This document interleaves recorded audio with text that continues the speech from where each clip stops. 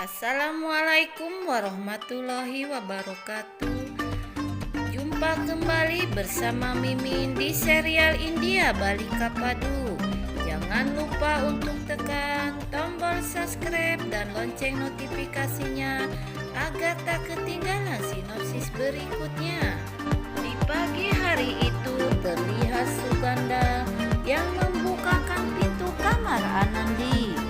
Suganda pun dengan kata permisi memberitahukan Anandi yang ingin masuk ke kamarnya, sambil membawakan setoples makanan yang akan ia berikan pada Anandi.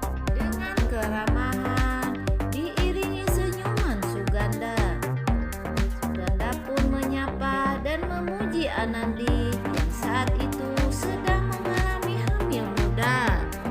Ia pun memberikan selamat pada Anandi atas kehamilannya. Mohon pada Yang Kuasa semoga diberi keselamatan pada bayi yang dikandung Anandi. Anandi tersenyum dan berkata mengucapkan terima kasih pada Suganda kalau ia telah cukup perhatian dan mendoakannya.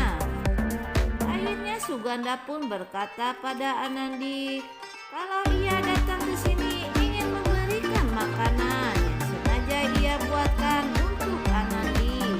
Anandi pun berkata untuk saat ini ia hanya mengikuti saran dokter untuk menjaga pola makan yang tidak terlalu berlebihan. Namun berbeda dengan perkataan Suganda kalau ia menyatakan Anandi untuk lebih banyak lagi memakan makanan ataupun cemilan, karena di saat orang hamil ada dua nyawa yang harus menerima makanan.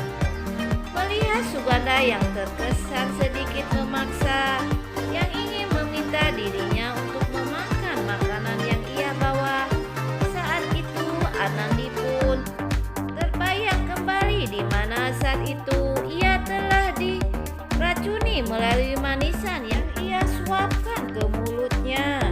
Anandi pun rupanya belum bisa menghilangkan kejadian perlakuan buruk sang bibinya itu.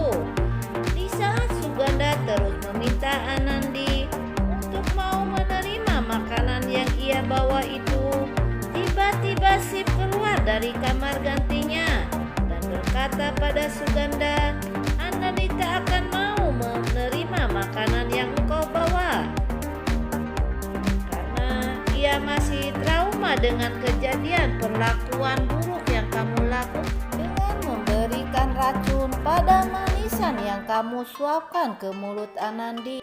Mendengar perkataan Sip yang masih belum percaya pada dirinya yang akan meracuni Anandi lagi, akhirnya Suganda pun membuktikan makanan yang ia bawa tak mengandung zat yang berbahaya, dan ia pun memakan makanan yang masih ia pegang itu.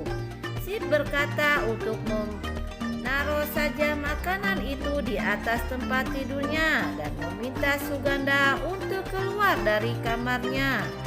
Suganda pun terdiam dan berlalu keluar kamar itu. Di dalam hati Suganda berkata kalau ia akan terus berusaha menyakiti Anandi dan membuat hidupnya menderita. Malam harinya terlihat Anandi yang sedang tertidur pulas di samping Sip. Sip yang saat itu masih saja belum tidur sengaja ingin menjaga Anandi sambil terus memandangi wajah istrinya. Rupanya Anandi pun terbangun. Lihat Anandi yang membukakan matanya, Sip pun langsung mengusapkan tangannya ke kening Anandi. Anandi berkata, mengapa engkau belum juga tidur, Sip? Sip pun menjawab kalau ia sangat ingin menemani dirinya dan sang jabang bayi yang ada di dalam perutmu. Anandi terbangun sedikit batuk, lalu Sip dengan cepat mengambilkan secangkir air putih dan memberikannya pada Anandi. Anandi benar-benar sangat bahagia saat itu karena Sip lebih perhatian lagi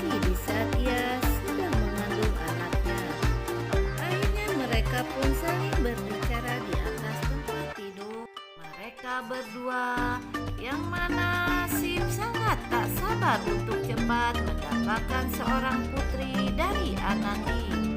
Anandi hanya tersenyum bahagia saat itu.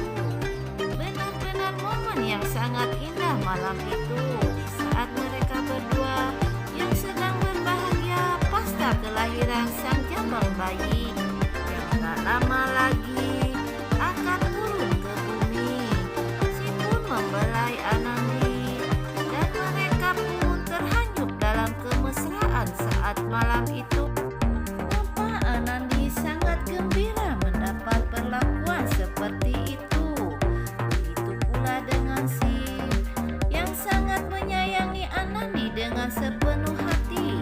Sif yang pada waktu itu merasakan belayan-belayan Anandi begitu lembut sehingga matanya terpejam sambil memegang tangannya Anandi. Anandi yang tersenyum malu-malu mendapatkan pegangan mesra dari Sif.